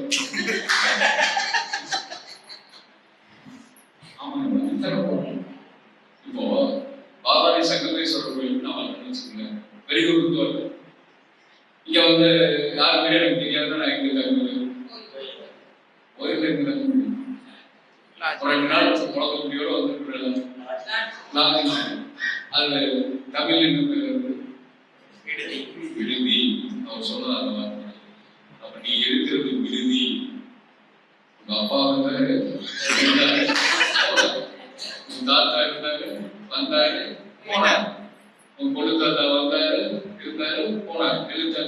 போயிட்டாரு போனார். நீ இருக்கிற, நீ ஒரு நாள் போயிருக்க.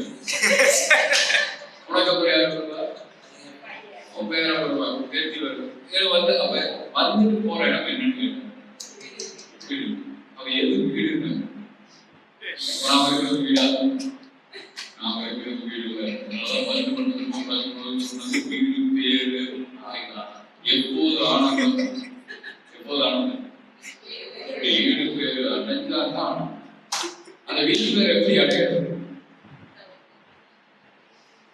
அதுதான் வயசு ஒரு ஸ்டெப் வச்சு கரிக்குலம் வயசு பிடிச்சதா இருக்காது.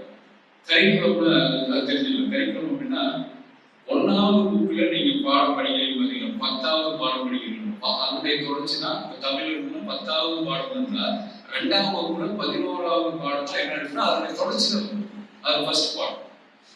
2வது நீங்க 10வது பாடம் படிக்கிறீங்கன்னா 3ஆவதுல முதல் பாடம் எதனுடைய தொடர்ச்சியா இருக்கும்? 2வது 10வது இதான் கரிக்குலம். கலை திட்டம் அப்படின்னு ஒன்று மகரிஷி உடமைப்பு அடையினா எங்க வைக்கிறார் பாருங்க. எங்க வைக்கிறார்? 5 அங்கமா புரியுது. எண்ணம் ஆராய்தல், எண்ணத்தை சரி செய்யும். எண்ணத்தில் கவனம் தேவை, சொல்லாக மாறுகிறது. சொல்லில் கவனம் தேவை, செயலாக மாறுகிறது. செயலில் கவனம் தேவை, பழக்கமாக செயலில் கவனம் தேவை, அதுதான் பழக்கமாக மாறுகிறது. பழக்கத்தில் கவனம் தேவை, பதிவாக மாறுகிறது. பதிவில் கவனம் தேவை, வாழ்க்கையாக மாறுகிறது. அப்ப ஆனந்தமான வாழ்க்கை வந்து என்ன வேண்டும்? எண்ணத்தில் தூய்மை, சொல்லில் தெளிவு, செயலில் நேர்மை, இல்லைங்களா? அப்புறம் பழக்கத்தையும் அப்புறம் பதிவையும் சரி செஞ்சுக்கிட்டோம்னா என்ன வாழ்க்கை ஆனந்தமா இருக்கும். எவ்வளவு சிம்பிளா சொல்லுங்க. அதுதான் எண்ணத்தை மாதிரி வச்சார். 2வது என்ன வச்சாரு? ஆசை வச்சார். ஆசை வந்து நிறைய நல்லது. ஆசை ஆசை நல்லதுன்னா பேராசை நல்லது. ஆசை இல்லாம யாரும் இது இருக்கக்கூடாது. பேராசை சொன்னேன் சொல்லியிருக்கு. நம்ம ஒரு ஞாபகம் பண்ணினால பண்ணிச்சுக்கணும். ஒரு பங்களால ஒரு நாய் இருக்கு. அந்த நாய் வந்து ஒரு கூண்டுக்குள்ள அடிச்சு அந்த ஓனர் அடிக்கிறார். அந்த நாய் தேர்நாய் ஏன்டா அதுக்கு அடி பண்ணிட்டு நம்மளோட வந்து நம்ம ஜாலியாக என்ன பண்ணலாம்? நீங்க நேரம் அப்படி போகலாம், இல்லை எங்காலும் பவனில் சுற்றலாம். அந்த நாய் கோபம் இருந்துச்சு. நீ முக்கால் நினைச்சு என்னை அடிக்கிறார். அவருக்கும் அவர் பொண்ணுக்கும் போன வாரம் சண்டை நடக்கும். அது பொண்ணு யாரையும் விரும்பி இருக்கும். அப்ப என்ன சொல்றாரு? இந்த நாய் கட்டி கொடுத்தாரு.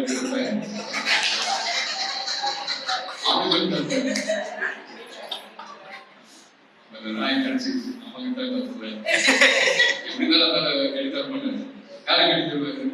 நாம கட்டி தருவாரு அப்படின்னு சொல்லிச்சாங்க. நான் எடிட்டர் வந்து என்னுடைய மாமனா ஜன்னலுடைய அடி பார்க்க பங்களா நீங்க அந்த கூட்டை வச்சுக்கிட்டு சரி இதோட அந்த கதை முடிஞ்சிருச்சு. இப்போ அந்த பொண்ணு ஆசைப்பட்டது ஆசையா பேராசை? ஆசைதான். அந்த 6 அடிக்கு யாரை விரும்பி இருக்குது? ஒரு 6 அடி. ஆனா இது எவ்வளவு? இங்க 5. ஆனா யாரை விரும்பி? 6.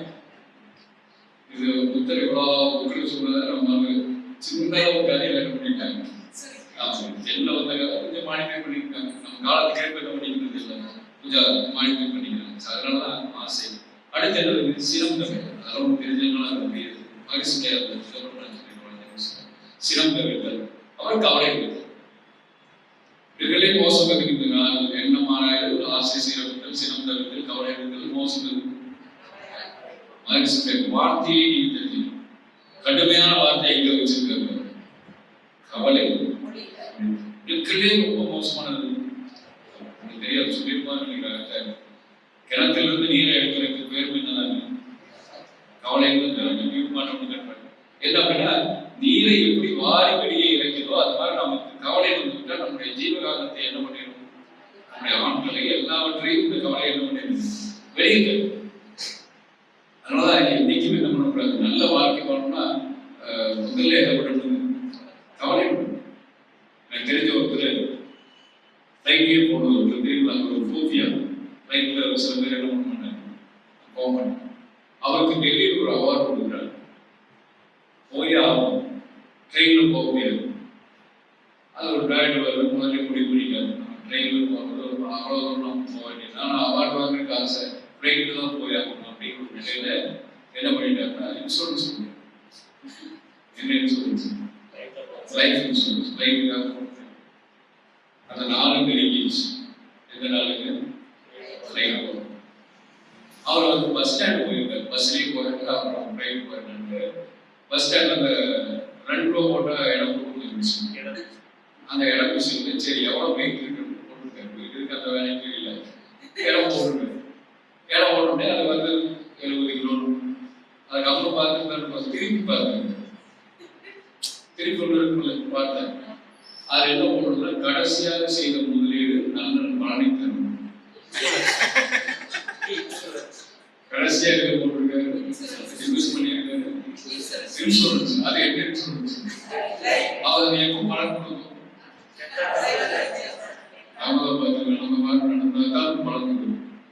அவர் அவார்டு வேண்டாம், அவங்க வேண்டாம் திருப்பி அவர் அவார்டு வாங்க போனாலும் திருப்பி வச்சது உள்ளூர் கவலை. எதிரியா இருந்தாலும் கவலை. எங்க பார்த்தாலும் கவலை இருக்கிற வரைக்கும் வாழ்க்கையில் என்ன மாதிரி ஆனந்தம் இருக்கு. டைட்டில் ஆனந்தம் இருக்கு சொல்றாரு. அதுக்கப்புறம் ஒன்று இருக்கு, அதுதான் திரும்ப திரும்ப சொல்லணும். எப்போது ஆனந்தம்னா என்ன மாறாது ஆசை சீரகத்தில் சினம் தவிர்த்தல் கவலை இருத்தல். அப்புறம் ஒன்று நான் யாருன்னா நாம் தெரிந்து கொள்ள வேண்டிய மிக முக்கியம். அதை தெரிஞ்சுக்கிட்டா வாழ்க்கை எப்படி இருக்கும்? யாருமே போராடுறாங்க. இன்னொரு சொல்றது விருப்பு ஒண்ணு, வெறுப்பு ஒண்ணு. 2 இருக்கலாம். விருப்பம் இருக்கக்கூடாது, வெறுப்பும் இருக்கக்கூடாது. அப்ப என்ன இருக்கலாம்? வள்ளுவரத்து வைக்கணும். சார்பு இருக்கு, சார்பும் இருக்கு. 3 இருக்கக்கூடாது. விருப்பம் இருக்கக்கூடாது, வெறுப்பும் இருக்கக்கூடாது, சார்பும் இருக்கக்கூடாது. விருப்புனா தெரியும். ஒன்று மேல நம்ம பற்று வைக்கிற பேர் தான் வெறுப்பு. வெறுப்புனா வெறுக்கிறது நமக்கு தெரியும். சார்புனா 2 பேருக்கு போயிட்டு வர்றாங்க ஒரு கருத்துக்கு, நாம என்ன பண்ணிடக்கூடாது? சார்பு. அப்ப நல்ல வாழ்க்கை வாழ்க்கை எதுவும் எல்லா ஞானியும் நடுவுநிலை, நடுவுநிலை, நடுநிலை தராசுமா. சார்புமாகக்கூடாது, விருப்பம் அளவுக்கு வந்து ஆங்கிலத்தில் பர்சனாலிட்டி அவசியம் சொல்லுவாங்க. எந்த வேறுபாடு காட்டணும். நாம அந்த நியாயத்தை பார்க்கணும். அந்த நடுவு நிலை வந்தால் தான் வாழ்க்கை எப்படி இருக்கும், ஆனந்தமாக இருக்கும் அப்படின்னு சொல்றாங்க. அதுக்கப்புறம் இந்த பயிற்சி செய்ய செய்ய சில விஷயங்கள் நம்ம சொல்றோம். உடல் நலம், மனபலம், அப்புறம் உயிர் பலம், நட்பு நலம், சமூக நலம். இந்த 5 தான் நம்ம உணர்வு. நட்புனா உறவெல்லாம் சேர்ந்து. சமூகம்னா நாம் நம் குடும்பம் உறவை தவிர மீதி இருக்கிறவங்கள சமூகம். இந்த 5 நலத்தை கொடுக்கிறது. உடம்பு நல்லா இருந்தா என்ன பண்ண வேண்டியது? நம்ம துன்பம் வரணும், மனசு நல்லா இருந்தா துன்பம் வரும். நட்பு நல்லா வச்சுக்கலாம். நம்ம சப்போர்ட் பண்றதுக்கு ஆள் இருந்தா மனசு உடல் எல்லாமே நல்லா இருக்கும். அதே மாதிரி பார்த்தீங்கன்னா சமூகம் நல்லா இருந்தாச்சு. இப்படி நலன்களை பெருக்கக்கூடியதுனால வாழ்க்கை எப்படி இருக்கு? ஆனந்தமாக இருக்கும்.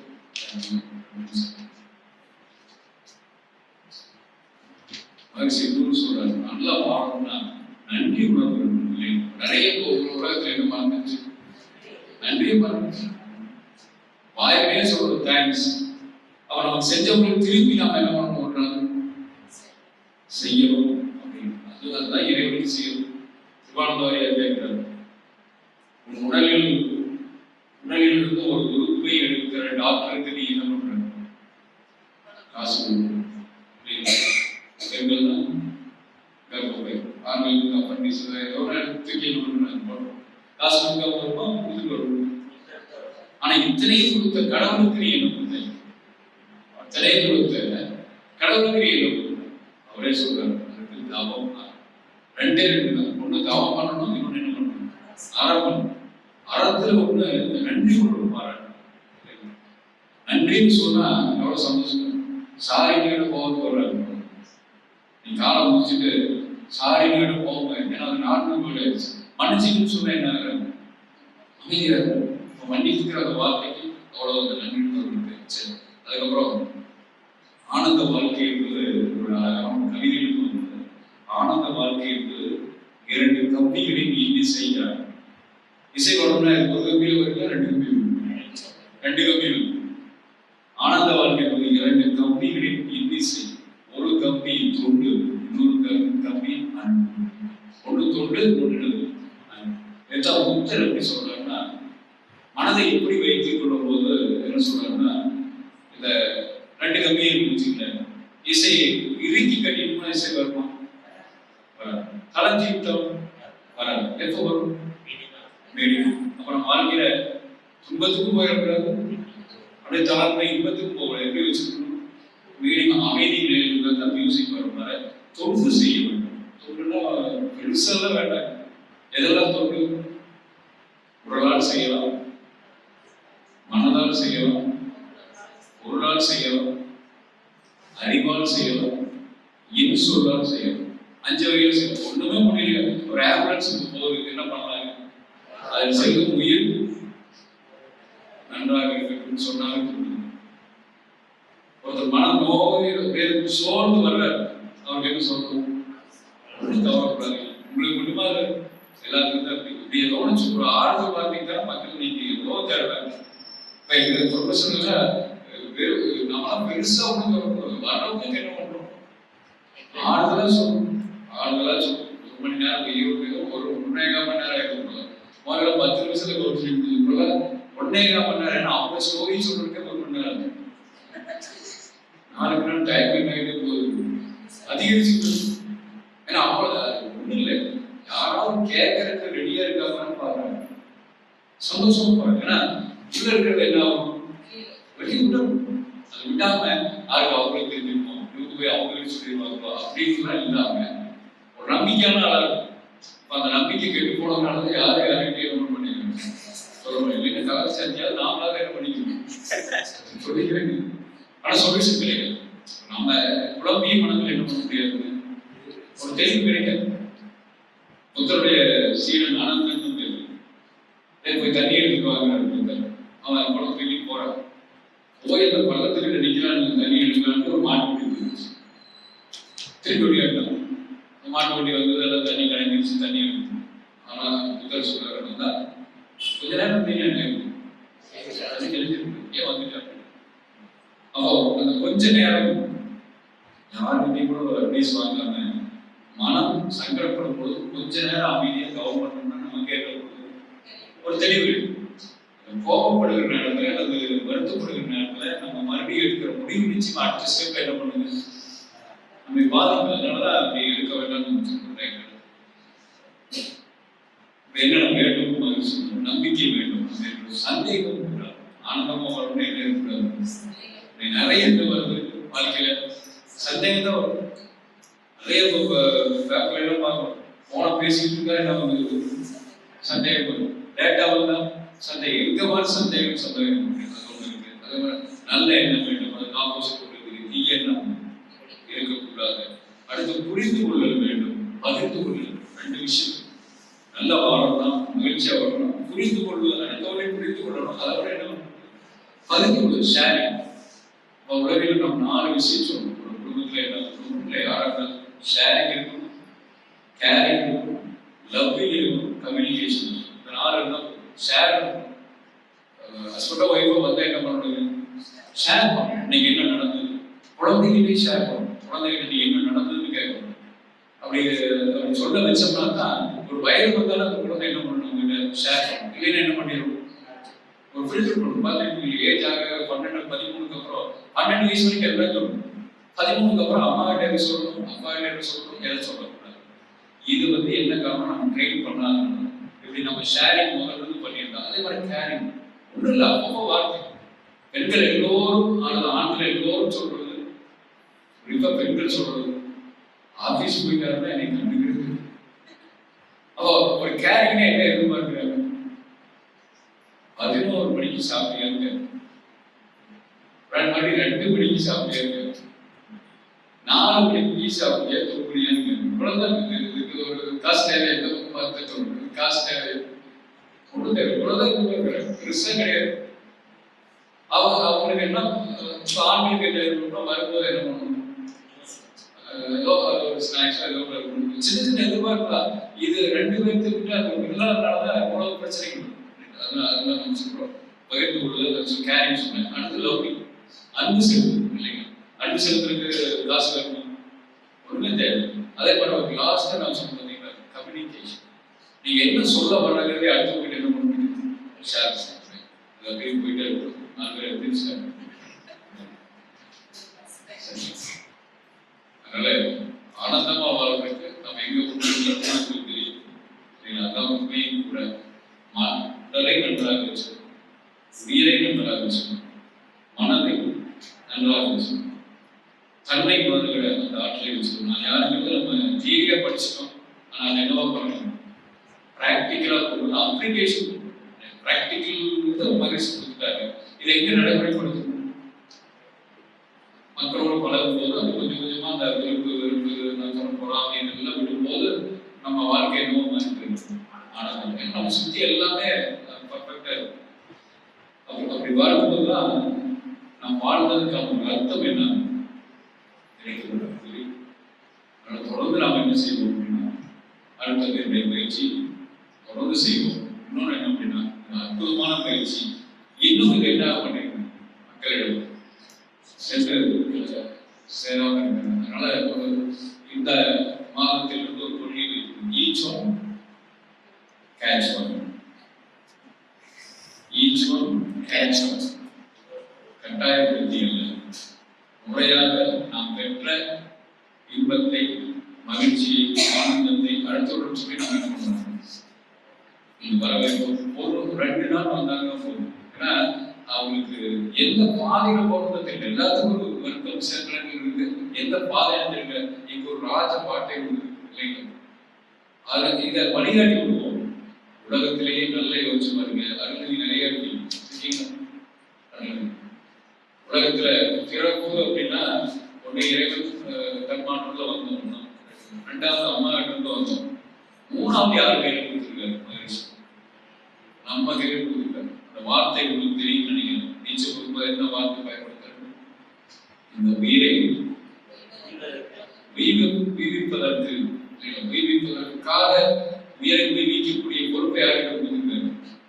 அதனால நாம் எவ்வளவு முடியுமோ அவ்வளவு மக்களுக்கு கொண்டாட்டி அனுபவம் கூறி நிறைவு செய்கிறேன்.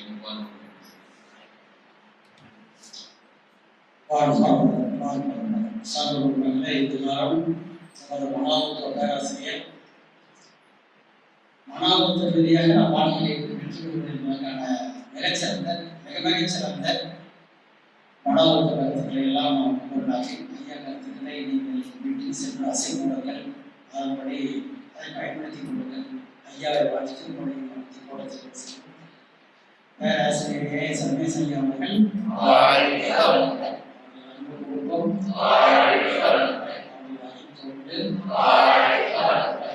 அவர்களது பொருளாதார மேம்பாடு கடந்துவிட்ட இந்த வாழ்க்கையில் நடைபெறும் அன்பு குடும்பம் பொருளாதார மேம்பாடு